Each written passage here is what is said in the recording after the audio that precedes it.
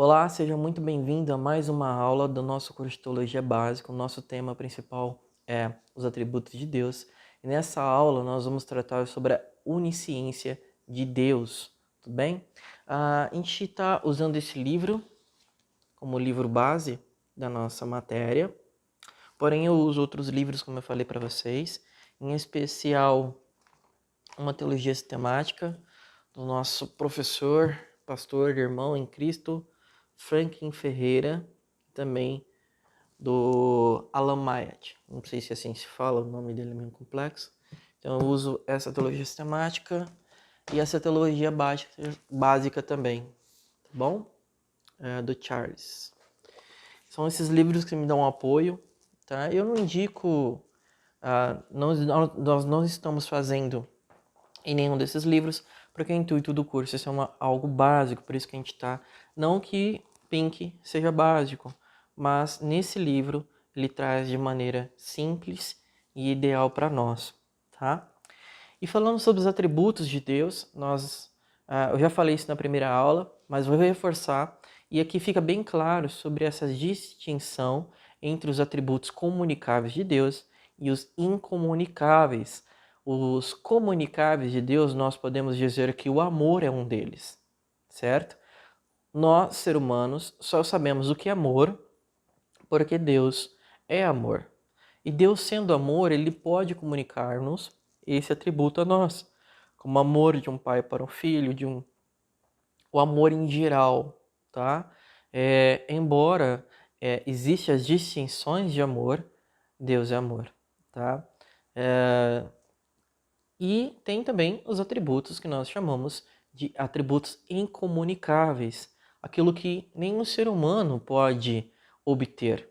E aqui um deles é a própria onisciência, que nós vamos tratar na aula de hoje, tá bom? A onisciência é o quê? É todo o conhecimento de Deus. E para isso, eu queria falar com vocês, em especial, pessoal, desculpem aí que eu tô pegando bastante livro hoje com vocês. Eu queria ler um trecho da teologia básica, e é uma exposição do A.W. Tozer. Ele diz assim: Deus conhece instantaneamente e sem esforço algum tudo e todas as coisas, todo pensamento e todos os pensamentos, todo espírito e todos os espíritos, todo ser e todos os seres, toda a criação e todas as criaturas, toda a pluralidade e todas as pluralidades, toda a lei e todas as leis, todas as relações, todas as causas, todos os pensamentos, todos os mistérios, todos os enigmas, todos os sentimentos, todos os desejos, todos os segredos ocultos, todos os principados e potestades, todas as personalidades, todas as coisas visíveis e invisíveis, no céu e na terra, ação, espaço, tempo, vida, morte, bem, mal, céu e inferno. Como Deus conhece todas as coisas perfeitamente, ele não conhece uma coisa melhor do que a outra, mas tudo igualmente bem. Ele nunca descobre nada, nunca se surpreende, nunca se assusta. Deus nunca imagina como será algo, nem busca informações, nem faz perguntas, exceto quando inquire os homens para o próprio bem deles. A gente pensa naquelas perguntas retóricas, né? Ainda mais para Jó: onde você estava? Onde você estava? Onde você estava? Você vai ver isso muito bem no final do livro de Jó. Então, a onisciência de Deus é o conhecimento que Deus tem sobre todas as coisas. E todas as coisas é todas as coisas. Quando nós pensamos nisso, é que Deus conhece os seus pensamentos, os meus pensamentos, como ninguém. Pois Ele é o Criador. E como Criador, Ele tem o direito, não somente o direito, mas o poder sobre todas as coisas. Então, o A.W. Pink é muito legal que ele começa, né? Ele sabe todas as coisas possíveis, todas as coisas reais, todos os eventos, conhece todas as criaturas, do passado, do futuro, do presente, não importa, tá? Salmo 139, do versículo 2 a 4, diz assim: Tu conheces o meu sentar e o meu levantar, de longe entendes o meu pensamento, cercas o meu andar e o meu deitar, e conheces todos os meus caminhos, sem que haja uma palavra na minha língua. Eis que, ó Senhor, tudo conheces. Eu não sei se vocês já experimentaram isso. Sabe quando eu era adolescente, morava em casa, apesar de ter casado muito cedo, eu casei com 20 anos, mas eu saí um pouco antes de casa. A minha mãe, quando eu abri o portão, ela sabia como eu estava. E ao fechar o portão, ela sabia também o meu sentimento, qual era o meu estado emocional naquele momento. E muitas vezes, até hoje ela sabe, né? A minha esposa sabe, também sabe disso. Mas Deus vai além disso, desses poderes mágicos das mulheres, né? De saberem disso. Deus vai muito além. Deus sabe quando você está no teu quarto, o que está passando no teu coração. Deus conhece todas as coisas. O salmista fala, olha, antes mesmo de eu falar alguma palavra, o Senhor conhece. E conhece todas as coisas. E quão interessante nós meditarmos sobre isso. Como pensar na grandiosidade desse atributo da onisciência de Deus nos faria bem. Em saber que Deus conhece todas as coisas e nada escapa do seu conhecimento. Como faria bem para nossas vidas se vivêssemos isso.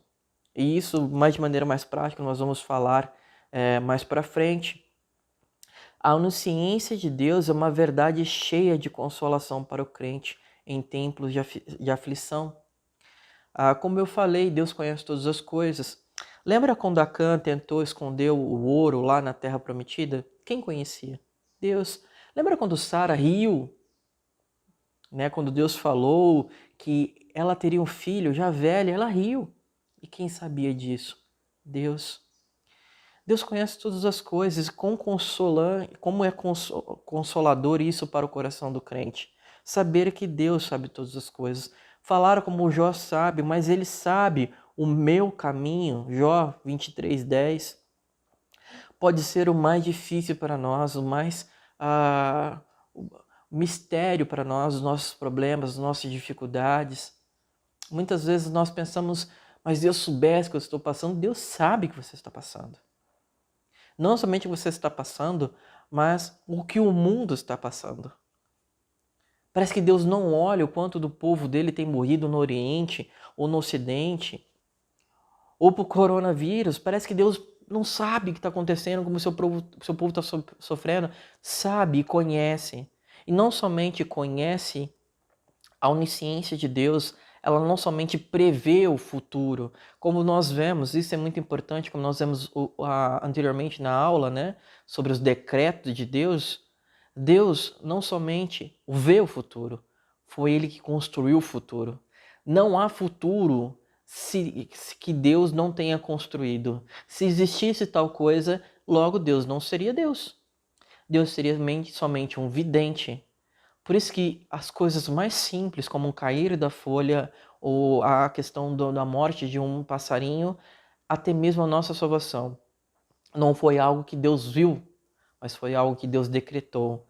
Logo, Deus conhece todas as coisas. Isso é para nos espantarmos. Quão grande é o nosso Deus. Logo, se Ele conhece todas as coisas, é Ele que pode nos dar todo o conhecimento no sofrimento. Então, mesmo das coisas mais difíceis que nós possamos pensar, Deus conhece. Deus conhece. E não somente as coisas exteriores, mas também, principalmente, a interior. Nós também temos um estímulo para orar. Sim, temos um estilo para orar. Um estímulo para orar. Não há motivo para temer que as petições do justo não serão ouvidas. O que os seus suspiros e lágrimas não serão notados por Deus, visto que Ele conhece os pensamentos e as intenções do coração. Não há perigo de que um santo seja ignorado. Muitas vezes a gente cai nesse, será que Deus vai ouvir? Será que Deus não está ocupado? Será que Deus... Não, irmãos. Deus de maneira poderosa, quando eu e você estamos orando, Ele é particularmente o seu Deus. Ele está ali para te ouvir.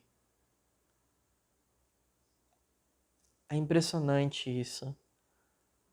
Porque naquele momento, por mais que você se sinta só e ninguém percebe, ninguém está ao seu lado, naquele momento, e no seu dia a dia, em toda hora, mas em especial na oração, você está face a face com Deus. Orar é conversar com Deus, é dialogar com Deus. E aqui muitas vezes nós tentamos preparar um discurso como se nós estivéssemos no tribunal. Deus conhece o seu coração. Ora, fale o que está no seu coração, de maneira a qual você não venha a inventar palavras que não são verdadeiras. Fazer ali que nós falamos como se fosse uma maquiagem verbal. Você não precisa disso. Você não precisa disso. Quão grande é o nosso Senhor. Você puder falar como o salmista falou. Senhor, prescruta meu coração, vê se há algo mal. Somente o Senhor pode fazer isso, somente o Senhor pode prescrutar o coração do ser humano, pois Ele é o Criador. Então, mesmo que sejam menor, por assim dizer, né, menor dos acontecimentos, até os maiores Deus conhece. Então você pode orar, você pode derramar o seu coração diante de Deus. Então, seja uma linguagem mais simples, uma linguagem mais complexa, Deus vai conhecer. Mas acima de tudo, seja a linguagem do teu coração. Porque o seu Deus, Ele conhece todas as coisas. Como eu falei para vocês, Deus não somente viu o futuro, mas Ele planejou o futuro e decretou que fosse assim. O coronavírus não é uma surpresa para Deus. Muitas vezes alguns teólogos dizem que Deus foi surpreendido, Deus está chorando como uma criança. E não é assim.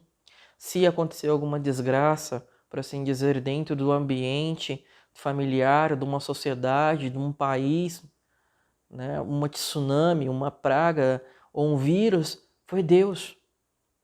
Foi Deus quem enviou. Todas as coisas estão na mão de Deus. Lembra, é Ele que dá a vida, é Ele que tira a vida, é Ele que dá um problema auditivo. É Ele. E isso para nós deve nos trazer alegria, pois estamos diante de um Deus que é poderoso e conhece todas as coisas. O perfeito conhecimento de Deus exemplifica e ilustra em todas as profecias registradas em sua palavra no Velho Testamento. Acham-se vintenas de predições concernentes à história de Israel, as quais cumpriram até o mínimo pormenor séculos depois de terem sido feitas.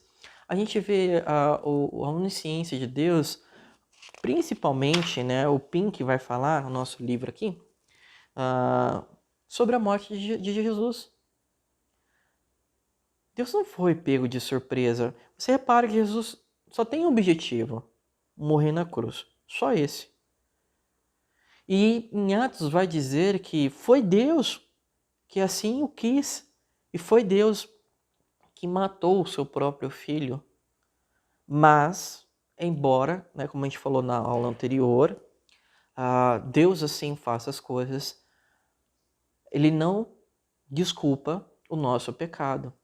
Ele usa as circunstâncias para que o propósito dele seja concretizado, mas não estamos livres dos nossos atos pecaminosos. Assim como aqueles homens que crucificaram Jesus não estão desculpados. Isaías 53 é bem claro. Deus se agradou em moê-lo em favor de nós. Em favor de nós. O conhecimento de Deus não é um mero ver do futuro. Eu sei que eu estou repetindo isso porque muitas vezes a gente não entende. Por isso que a aula anterior foi tão importante para entendermos que Deus não somente vê, mas ele também concretiza todos os pensamentos. Deus deveria encher-nos de santa reverência. Saber que o conhecimento de Deus existe deveria encher o meu coração e o seu coração. Nada que fazemos, dizemos ou mesmo pensamos escapa à percepção daquele a quem teremos que prestar contas. Os olhos do Senhor estão em todo lugar, contemplando os maus e os bons. Provérbios 15, 3. E agora, de maneira mais prática, entenderam os atributos de Deus, em especial aqui a onisciência de Deus. Muitas vezes fazemos como uma criança quer esconder a arte do pai ou da mãe. É engraçado o fato que a gente vê ali Jonas, né? Eu acabei de ler o livro de Jonas, está bem fresco na minha mente. Você vê Jonas fugindo de um barco para Tarsis de Deus e fala, que cara louco, como que ele está querendo fugir de Deus se Deus conhece todas as coisas? A gente faz a mesma coisa. A gente faz a mesma coisa. A gente quer muitas vezes correr de Deus num quarto, num banheiro, dentro de nós mesmos. Quando eu quero esconder um pecado, e o pecado dentro de nós, ele é um inimigo astuto. Você já reparou que quando você quer pecar, você esquece da existência de Deus? E aqui não estou dizendo que o crente ele esquece muitas vezes, agora eu vou esquecer de Deus. Não. O que eu estou querendo dizer é que no momento do pecado, o pecado nos cega a tal ponto a nos esquecermos, por assim dizer, da existência dos atributos de Deus, como a onisciência. Saber que quando você está no banheiro, Deus está lá. Saber que quando você está no seu trabalho, Deus está lá. Ou quando você está na rua e tem um olhar que é indevido, Deus está lá. Ou quando você está na igreja e o seu coração não está lá, Deus está lá. Deus sabe o que você está pensando. Quanto o pensamento da onisciência de Deus é aplicado à nossa vida na santidade. Ora, se Deus está aqui e Ele está me vendo, eu duvido que algum homem em sã consciência pegaria, por assim dizer, né, uma mulher e entraria na casa com uma esposa dentro. É loucura. É loucura. E nós fazemos isso. Pegamos o pecado, adentramos dentro da nossa casa, que é o templo de Deus, que é o nosso corpo, e praticamos imundícies. Então, ela não só também tem essa atividade prática em nosso coração, mas tem um conforto da oração. Saber que Deus conhece todas as coisas nos traz um conforto, porque estamos diante de um Deus a qual nós oramos, que realmente conhece. Não é um Deus de pedra, não é um Deus de madeira, mas é um Deus que conhece e nós podemos nos derramar diante dele. Por isso que eu digo que a teologia é para todos aqueles que buscam consolação de Deus. A teologia ela é prática, ela não é somente para a cabeça, mas é para o coração. Busque conhecer quem é o seu Deus. Você vai viver de maneira santa diante dele. Amém? Era isso? Era isso que eu queria tratar nessa aula com vocês. Na próxima aula, se Deus quiser, nos vemos semana que vem, se Deus quiser.